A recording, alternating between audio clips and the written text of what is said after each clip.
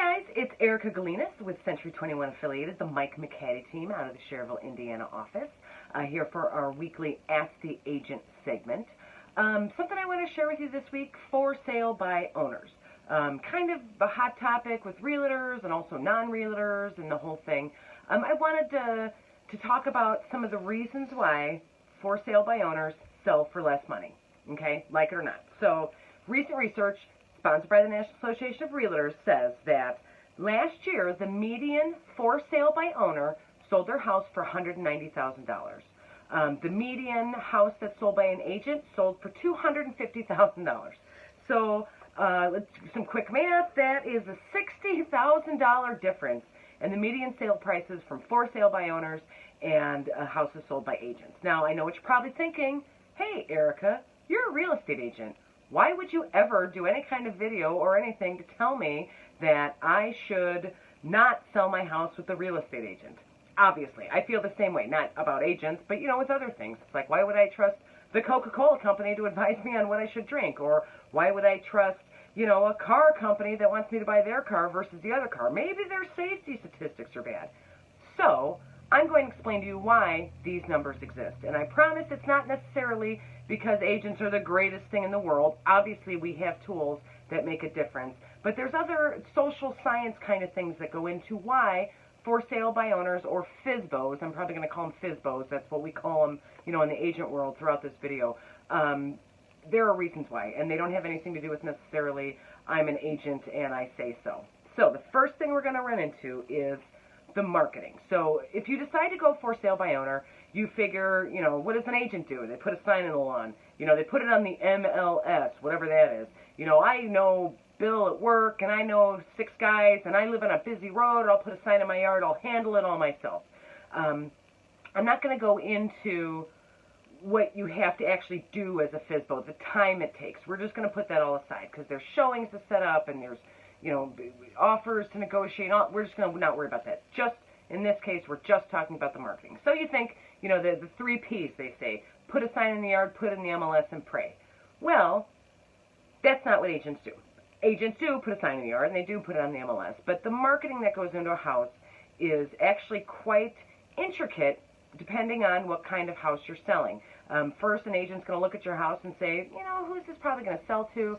Let's direct our marketing that way. It's a 5-bedroom home. We're probably going to have somebody with some kids. It's a related living situation. You're probably going to have, a couple with older parents. There's all kinds of different things we go into.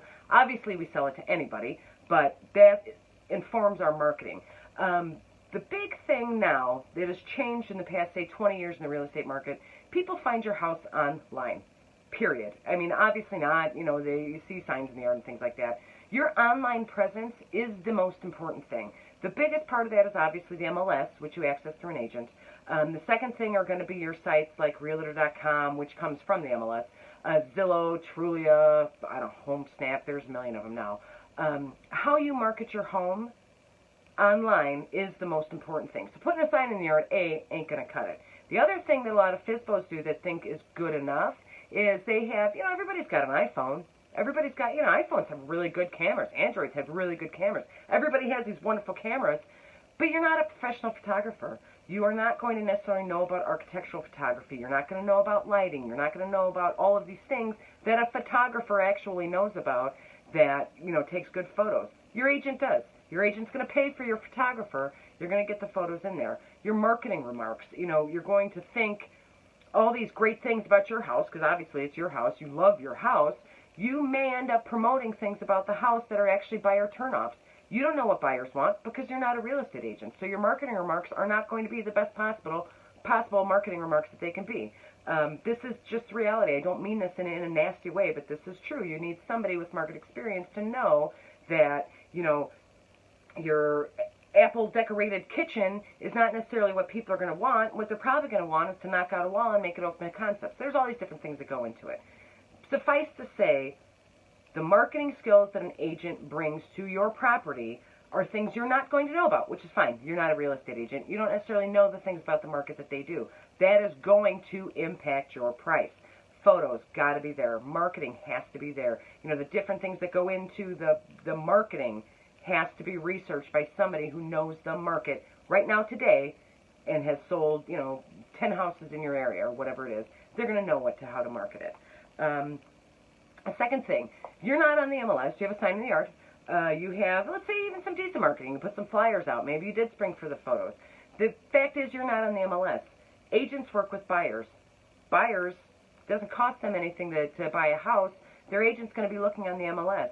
Your house is going to sit on the market for far too long. Depending on which time frame it is, you might be like, well, I don't have to sell because reasons, or you might need to sell tomorrow. But either way, if you go for sale by owner, you're going to be on the market too long because you do not have access to that agent buyer database that agents have.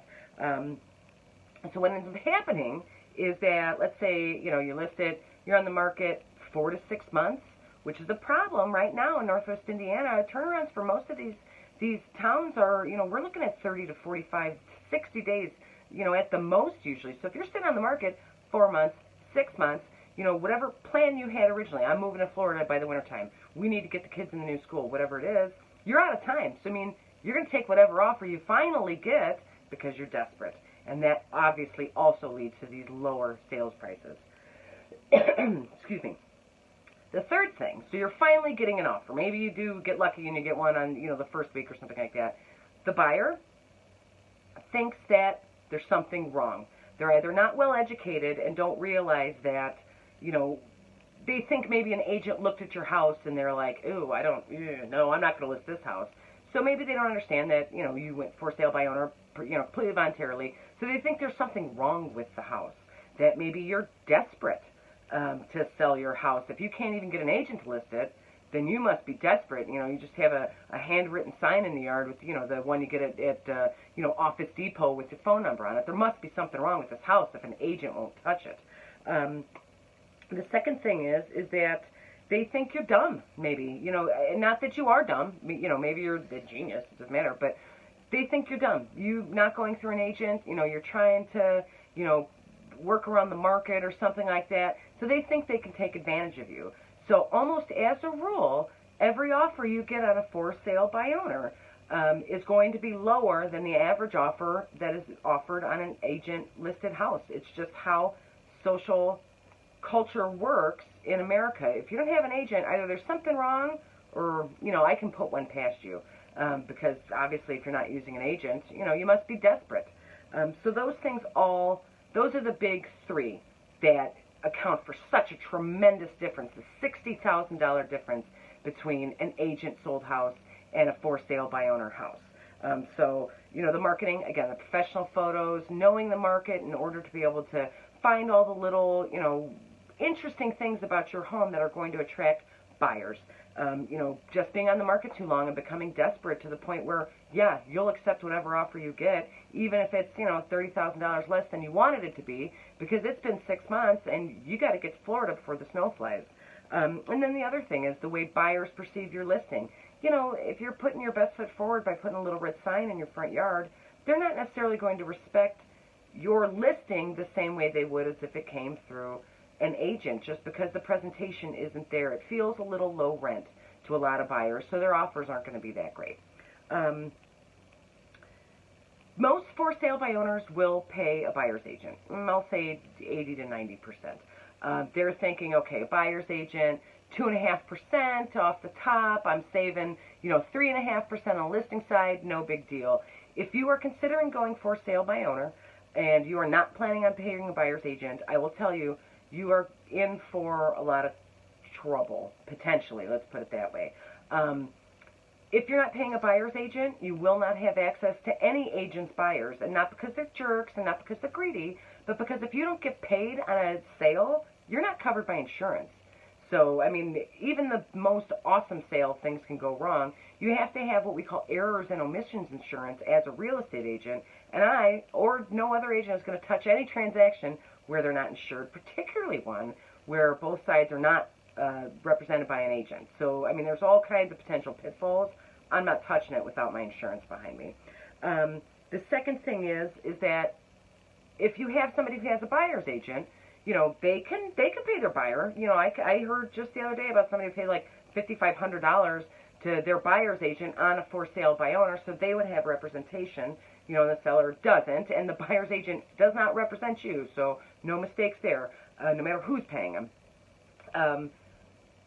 Here's the problem. Most buyers in this marketplace don't have $5,500 laying around because they're already putting down 2 or 5 or 10% on their mortgage. They're already paying, another 3 to 4% in closing costs. These buyers don't have $27,000 laying around in the bank to pay their agent when they know they can buy a house where their agent's taken care of. I mean, I'm sure your house is great, but it's nothing special. There's tons and tons of houses around here. So keep that in mind. If you're refusing to pay a buyer agent, you're kind of going to be dead in the water. You're going to have to attract the very minuscule percentage of buyers who, A, either have the money to pay a buyer's agent, or B, are comfortable moving forward with no real estate agents involved in the transaction. I'm not saying it never happens. I'm saying it's very, very rare. So, just a little math, and again, leaving aside all the time you're going to spend dealing with your for sale by owner property, and it's a lot of time. But your time is worth money, but we're just going to leave that aside. So if your median for sale by owner sells for $190,000 and your median agent transaction sells for $250, again, that's a $60,000 difference. So let's say you list your property with an agent. You just have gained access to the MLS. You have gained access to all the market knowledge they have. You just gained access to all their marketing knowledge that they have. You just took away the stigma for your property as a for sale by owner, like what's going on, seems kind of weird. You've now taken all of that away. And you have also absolutely fast-forwarded your timeline by having access to all the buyers instead of just this very narrow strip. So you're not going to take a desperate offer because you're not going to get a desperate offer. So let's say you sell your house for $250,000, which is this median, for an agent sale. So you are going to pay $15,000 in commissions. Figure a standard 6%, because again, that's split with the buyer agent side. $15,000, that's so much money. That's, a good used car. $15,000 is like 9 cruises. It's a tremendous amount of money. You can save that by going for sale by owner. But here's what these numbers mean. If you save that $15,000, you have just cost yourself, median numbers, $45,000. So you basically have, pissed away $45,000 on the median in order to save $15,000. It doesn't make any sense. Even again, leaving aside all the time you're going to spend, I hope you're an expert at title work. I hope you have all these, things, the forms. There's all kinds of things, just the practical stuff. But just in general, the median for sale by owner has pissed away $45,000. And again, not because agents are the best, or not because that's the only way to do it, not because they're stupid, not because their house is bad, but because of these very understandable, literal, practical, cultural reasons why for sale by owner sell for less. So, if you're currently selling by owner, you're interested in what I'm saying, I'd love to have a further conversation with you. Call me, text me anytime, 219-765-2062. If you are thinking of selling your house, but you're afraid of these commissions that come along with it. Again, 15 grand is a lot of money. Again, call me, text me anytime. We can talk about those numbers. Sit down. I'm no pressure. We'll go through what your market is right now. We'll go through the marketing stuff that I can do, and figure out, go through the math again. Figure out that if you can save this $15,000, it's still going to cost you this $45,000. And I will use actual numbers applied to your actual property to show where this is coming from. If you're, by owner and, you've been on the market a long time, again, call me. We can get this house sold. Average turnaround time stays on market around here are, a month to 2 months, as opposed to 4 to 6 on a for sale by owner. If you're just curious, if you have just some other random question, you can always leave it below. I check my comments all the time. You can call me, like I said, text me anytime, 219-765-2062. You can send me an email, hsbyerica, it stands for Home Sales by Erica, at gmail.com. And again, and I'd love to hear from you guys. Please let me know what questions you have, even if you think they're dumb questions. I won't tell them who asked me or anything like that, but I love helping you. This is honestly one of my favorite parts of the job and the real reason why I do it. Agents, if you guys have questions about something, you're interested in a video about, different parts of being a real estate agent or non-agents, if you're interested about that, let me know. I'm happy to help anytime. Thanks so much, and I will talk to you guys next week.